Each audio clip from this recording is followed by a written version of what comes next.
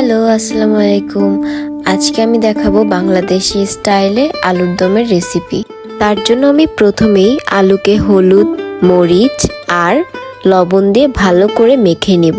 এতে করে আলুটা যখন আমি ভাজবো তখন একটা ভালো টেস্ট আসবে। এরপরে একটি প্যানে তেল গরম করে নিব আর মাখা আলুগুলো ছেড়ে দিব।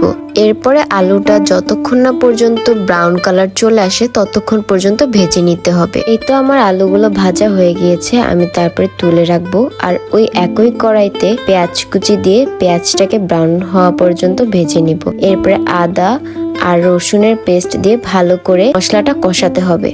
এরপরে আমি টমেটো কুচি দিয়ে নিব। টমেটো একটু বেশি পরিমাণে দিয়েছি, আমি এখানে 3টার মতো টমেটো ব্যবহার করেছিলাম।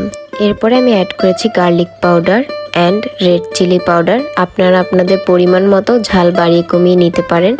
এরপরে দিয়েছি হলুদের গুঁড়ো। এরপরে ভালো করে টমেটোটা মিক্স করে নিতে হবে, এটা যতক্ষণ না নরম হয়ে আসে।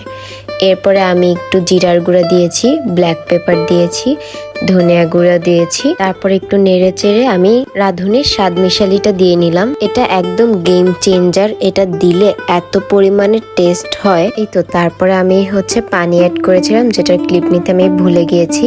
দেন আমি একটু থিকনেসের জন্য মিল্কটা ব্যবহার করেছি, আপনারা চাইলে স্কিপ করতে পারেন। শেষে গ্রিন চিলি আর লবণ ব্যবহার করলে আমাদের আলুর দমের মশলা রেডি। তারপরে আলুগুলো দিয়ে দিতে হবে মশলার মধ্যে। এরপরে অনেকক্ষণ ধরে এটাকে কষাতে হবে যতক্ষণ না পর্যন্ত তেলটা উপরে আসে আর গ্রেভিটা ঘন হয়ে যায়। এই তো আমাদের আলুর দম রেডি। এটা খেতে এত মজাদার হয়, আপনারা নিশ্চয়ই ট্রাই করবেন, আর ট্রাই করলে অবশ্যই কমেন্ট করে জানাবেন।